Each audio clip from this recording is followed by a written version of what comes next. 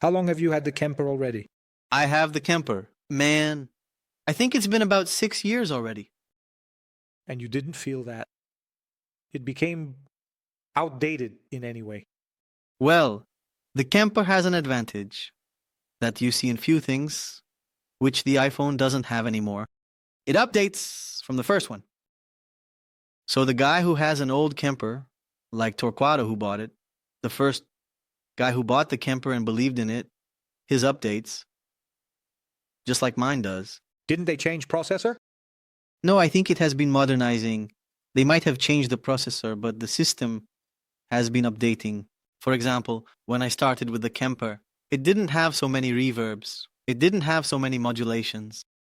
I used that little white one from Eventide to be able to do the modulations. I used some extra things. It kept updating. It has the reverbs and it updates for the first guy who bought it too. So that's very interesting. But the interesting thing is that, for example, technology, right, man? Technology over time becomes outdated.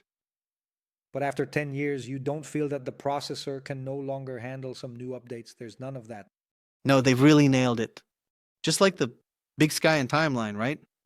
To this day, nothing new has been released above these two guys here. No, how many years? Man, I bought a Timeline back when I was teaching at LA. That must have been about 15 years ago when I bought my Timeline. 15 years ago. If you look up when the Big Sky and the Timeline were released, nothing superior to these has been invented to this day. How is that possible? The guy made this technology, and technology, as you said, keeps it evolving, keeps growing. These guys are still very current even today, in terms of quality and possibilities, right? But I also think that when they launched the KEMPER, the Timeline, the Big Sky, air, they must have used a microprocessor with a very high DSP, even if they weren't going to use it. There was extra capacity. There was already extra capacity to keep going. If we add more features, it won't. Make the person who bought the first one have to sell it to buy another. We have the capacity to work with modulation, reverb, and delay. Because in DSP, that's what consumes the most processing. Mine is the stage, right? Which is all on the floor there. That's really cool. So, it's really practical. I bought it just to use in the studio and was going to keep my analog pedals for shows and such. When I played with it live for the first time, I said, open it up on the monitor for me to test in a church, because everything was very rushed. 3, 4, go, turn it on, pass, let's go, start singing. Now, 5 minutes. When he opened it, I said, wow, look at the sound that came out right away. The guy just opened the monitor and it already sounded great. I said, wow, man, I liked it. I bought a small case, put it in, light. My case was heavy. Every time I arrived at a show, you could see the case a bit crooked, as if it had been tossed around by the airline. A pedal slightly loose that broke. Seal. I used Velcro and seal on a Big Sky. On a Timeline, you get there and see the pedal turned over like it broke and say, wow, what a heartache. I'm kind of about to cut you off, but next week I'm going to play in São Paulo. So I was telling my wife, I said, Tati, I'm just going to take my little drive pedal. I'll go there, and it's all good. She said, no, you have to take the pedal board because people like to see the pedal board. I said, no, Tati, I'm going to use the little pedal if she doesn't take the pedal board. And people really do like to see the pedal board, but all this logistics is complicated, right? So I put the KEMPER in a small carry-on bag. I push it, put it on top, it goes with me quietly, and it arrives there just the same. Do you put clothes in that carry-on bag? Sometimes I do. Sometimes I put them in the backpack and such. It became very practical, right? Much more relaxed. I talked to my wife. We want to avoid clutter. Is she right, man? Could it be the gray hair? You said it, once you're over 40, we become more like this. I think I'll avoid the hassle. Everyone, man, there were about 180 guests here. Everyone says the same thing. Practicality wins. In the past, when the sound was bad, when you compared and the sound was like very distant, then you thought, well, it's still worth carrying the weight. Now, when you play on the equipment and the sound, especially when you have to play with headphones all the time, the quality of the amp varies a lot.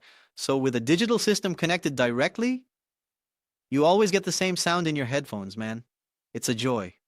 You don't want another life. There's that thing, man. You're going to play a project that's yours, instrumental music. Yes, yes, then we're talking about a different department, right?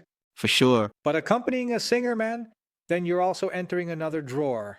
Yes, yes. You have to deal with different gigs, with different mindsets. And I'm never the guy who will say, now only digital is good. Analog is bad. Whoever uses. No, none of that. It's what you said. They are different stories and situations. You're going to do a TV show with no structure at all, a hidden amp. You're going to plug in. The guy brings a direct box like this to you and hands it over. What do you do with that, right? The pedal board today is becoming more expensive than having a Kemper. You need to have an amp simulator. You need to have a bunch of different pedals to get the sound, depending on the artist you're playing with. Then you have a Kemper, you have everything. With that, oh no, you go have sound for any artist. It solves your life, right? You already have the MP there. You go straight, it's ready. It's really cool. Look, the Timeline came out in 2011 and the Big Sky came out to iBikes in 2013. And it's still good today. It hasn't been replaced, right? It hasn't changed. They themselves haven't released anything different. They even released a prettier one now, right? They launched a new model, but I think it's the same sounds, just the design changed a little. Look how crazy. And also this issue we were talking about technology, right? Because it's different from a cell phone. We deal a lot here with disruptiveness, which is a technology that makes the previous one obsolete. If at some point you don't have a newer iPhone or a newer phone, you start not being able to access certain things anymore, it doesn't work anymore. It stops updating. That's it. Which is, again, quite different from the issue with the Kemper, right? Because nothing new and disruptive comes along that makes the Kemper processor from 10 years ago obsolete. Because a 10-year-old computer processor, man, you might not be able to do much with it anymore. For sure. And that's an advantage that guitarists have always had in the analog world, right? For example, the older the guitar, the better. And the keyboardist almost has to go north every year to replace their equipment. We've always had this advantage. But when it went digital, there's this issue. Will there be a new Kemper, a new model coming out? And it's lasted quite a while, hasn't it? You have a Kemper. I've had mine for many years. Torquato had a Kemper. Torquato, who is a genius, whom I'm a big fan of. Back then, you see the guy with the Kemper and you wonder, really? I remember when I met him, I went to the studio. He was a partner in a studio, I think it was with Daniel Musi in downtown. And I went to take over the studio with a friend. We went like to take over the room with the construction. And that's where I met Torquato many years ago. And he said, hey, I've got a new guitar here, man. It's a Sun from the United States. Man, this is almost 20 years ago.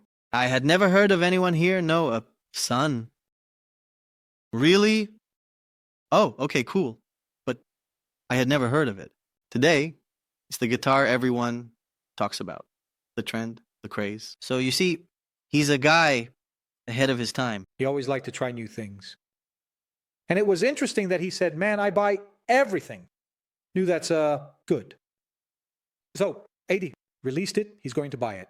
He was the first guy I saw too, promoting, talking about it. And he has all these pedals. He also has a partnership with AD. Right, but anyway. Let's go, man. Let me grab my notes here. Because I'm going to go back in time now. We embrace the pedals here and never let go. This is a topic that guitarists like. They like it, right, man? I started to enjoy talking about it more here because before that I had little interest, man. It's a very big world. There's a lot to it. What you mentioned is the Big Sky MX. They released it in... the one they released. Yeah, but it's basically a Big Sky, except you can put two reverbs at the same time. It has impulse and response. There's something there. They added some new technologies, but it's basically the Big Sky. I see, and now it has the possibility to use two at the same time, which it didn't have before. Cool. Man, let's go. You started your professional life. I didn't want to talk much about the beginning, but rather about the moment you started playing professionally.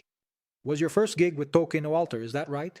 Gig and gospel, yes. I started playing at night in a band with friends and such. The first big gospel job I did was with Toque no Alter. Do you remember the year?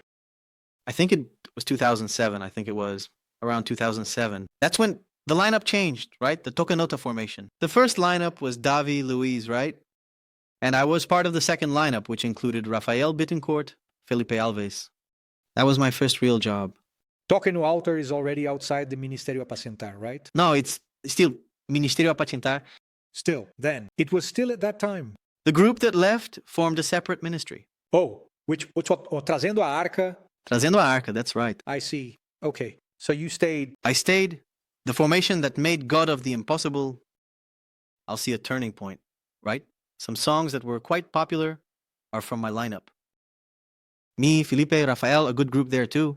Which Felipe? Philip Alves. Oh, was Felipe Alves from Toquenautal. Felipe? Alves? Yes. He plays with Djavan there. He's doing great. He plays really well.